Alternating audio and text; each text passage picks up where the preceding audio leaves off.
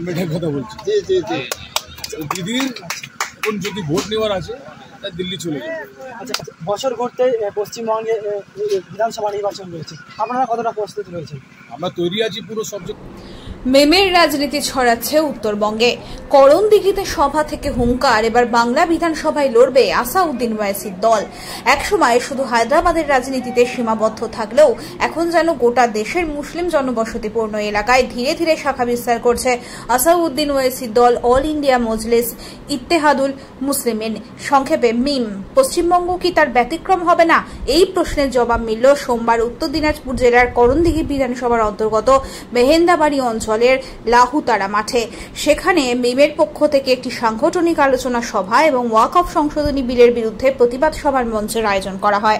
এই সভাতেই মঞ্চ থেকে গর্জে উঠল মিমের রাজ্য নেতৃত্ব, আমরা এবার বাংলা বিধানসভায় লড়ব। সভায় উপস্থিত ছিলেন মিমের রাজ্য সভাপতি ইমরান সোলাঙ্কি, রাজ্য নেতা নাসিব আনসারি, উত্তরবঙ্গ জোনাল কমিটির যুগ্ম সম্পাদক উম্মেদ আলী খান, জেলা সভাপতি মোজাফফর হোসেন, জেলা সেক্রেটারি মোহাম্মদ আসির উদ্দিন সহ একাধিক সংগঠক ও কর্মীরা। এই সভাতেই করণদিঘি অঞ্চলের মিম কমিটি ঘোষণা করা হয়। মমতা সরকারের ওয়াকফ বিল নিয়ে আক্রমণও করা হয়। মিম নেতাদের মতে মুসলিমদের প্রকৃত রাজনৈতিক প্রতিনিধিত্বের অভাবেই একাধিক সামাজিক ও ধর্মীয় অধিকার থেকে বঞ্চিত হচ্ছে সংখ্যালঘু সমাজ। সেই অভাব পূরণ করতেই মিম মাঠে নামছে। দর্শক, আপনাদের জানিয়ে রাখি, আজকে করণদিঘির এই মেহেন্দাবাড়ির মাটিতে এআইএমআইএম অর্থাৎ অল ইন্ডিয়া মজলিস ইত্তেহাদুল মুসলিমিনের একটি সাংগঠনিক আলোচনা সভা অনুষ্ঠিত হলো। এই আলোচনা সভায় উপস্থিত ছিলেন এআইএমআইএম এর রাজ্য সভাপতি ইমরান সাহেব। আজকে ওয়াকফ ইস্যু সহ একাধিক ইস্যু নিয়ে আজকে আলোচনা করা হলো এবং আপনাদের মঞ্চ থেকে শোনা গেল মুখ্যমন্ত্রী মমতা বন্দ্যোপাধ্যায় যে কথা বলেছিলেন যে পশ্চিম বাংলা নয়, আপনারা প্রতিবাদ করুন দিল্লিতে গিয়ে। এই বিষয়ে নিয়ে আপনার কি প্রতিক্রিয়া? আমরা সেটাই বলছি, এখন সংখ্যালঘু ভোটের চোট, দিল্লিতে গিয়ে চাও ভোট, আমরা এটার কথা বলছি। দিদির এখন যদি ভোট নেওয়ার আছে তা দিল্লি চলে যাবে। আচ্ছা, পাশাপাশি আপনার মুখে শোনা গেল রাজ্যের সংখ্যালঘু সেলের তৃণমূলের সভাপতি অর্থাৎ জেলার বিধায়ক মোশাররফ হোসেন এবং সংখ্যালঘু মুখ পশ্চিমবঙ্গের মন্ত্রী গোলাম রাব্বানির কথা, তাদের বিষয়ে আপনার কি মন্তব্য? ওনাদের কি ইস্যু বলবো, উনি তো একটা শিক্ষক গোলাম রাব্বানি সাহেব, উনি এত বড় পদ নিয়ে বসেছেন মন্ত্রী পদ, উনি যে কথা বলেন ওনারা জানেন না রেজলিউশন পাস কাকে বলে। উনি বলছেন, ওনার দলের লোক বলছে কি না দিদি তৈরি আছে, বিমান ব্যানার্জি বলেছেন কি না 7 তারিখে কি আমি রেজলিউশন পাস করার জন্য আমরা তৈরি আছি, যদি সরকার চায় এটার মধ্যে কথা বলুন বা অ্যাসেম্বলিতে কথা বলবেন। আর ওনারা বলছেন না আমরা ডিসেম্বর মাস 2024-এ আমরা দিদি পাস করেছি। ওনারা জানেন না কি হয়ে রেজলিউশন পাস কি বলে। আচ্ছা, বছর ঘুরতে পশ্চিমবঙ্গে বিধানসভা নির্বাচন রয়েছে, আপনারা কতটা প্রস্তুত রয়েছেন? আমরা তৈরি আছি পুরো সব জায়গা, গোটা পশ্চিমবাংলায় আমরা কলকাতা প্রেস কনফারেন্স করেছিলাম, আমরা তৈরি আছি। আপনারা প্রার্থী দেবেন এই বছর? একদম দিব, 100% দিব। আমরা সব আগে দিয়েছিলাম পঞ্চায়েত বোর্ডে, আমরা খুব ভালো ফলাফল করেছি। আমাদের কমসে কম 40-50 আমাদের ক্যান্ডিডেট ছিল পঞ্চায়েতে। মালদায় আমরা 60,000 ভোট পেয়েছি, মুর্শিদাবাদে আমরা 35,000 ভোট পেয়েছি।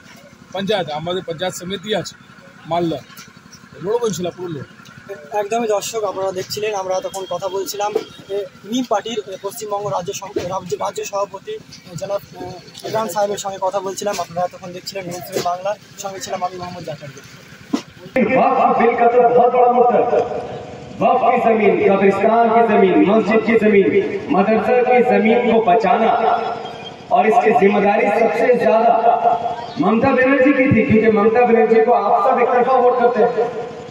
लेकिन ममता बनर्जी वक्फ बिल का विरोध करने की जगह वो विरोध करने वाले को धमकी दे रही है, और ये बहुत टेंशन वाली बात है।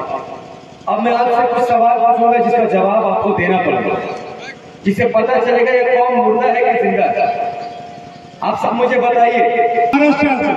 কিন্তু তার ছাড়া যেখানে যেখানে মিম পার্টি আছে কোথাও জিতেনি, কিন্তু কথা কে তোলে? বিরোধী। বিজেপি যে বিল নিয়ে আসে কথা তুলে আসে বিরোধী, তারপর মিম পার্টি করবি না, আপনার গ্রামে করবি। মুজফর ভাই বসে আছেন এখানে, ওমেদ আলী ভাই আছেন, আমাদের ভাই কুশমান্ডি থেকে এসে, আমার যতগুলো ভাই থাকে আপনার সামনে আপনার গ্রামে, আর প্রত্যেকটা গ্রামে যেখানে আমার পার্টি কর্মী আছে সবাই লড়াই লড়ছে। মুর্শিদাবাদে, মালদায়, আমি পশ্চিমবাংলা কথা বলছি, পশ্চিমবাংলায় লড়াই লড়ছে। কিছু নেই, ভোটই পাইনি আমরা, আশাবাদী আমরা, ইনশাআল্লাহ চেষ্টা করছি। আমরা কত সফল হবো আমরা জানি না, কত ভোট পাবো কি হবে জানি না, কিন্তু একটা কথা আমরা জানি, ইনশাআল্লাহ মরার পর আল্লাহ সামনে দাঁড়াবো ময়দানে, আল্লাহ পাক সামনে খুশিতে দাঁড়াবো। আল্লাহ পাকে বলবো, আল্লাহ পাক আমরা ছিলাম দাঁড়িয়ে, আমাদের নিয়ে ঠিক ছিল, ইনশাআল্লাহ সেটা আল্লাহ পাক জানতে। পৃথিবীতে কোথাও আমরা শোনা যাই না।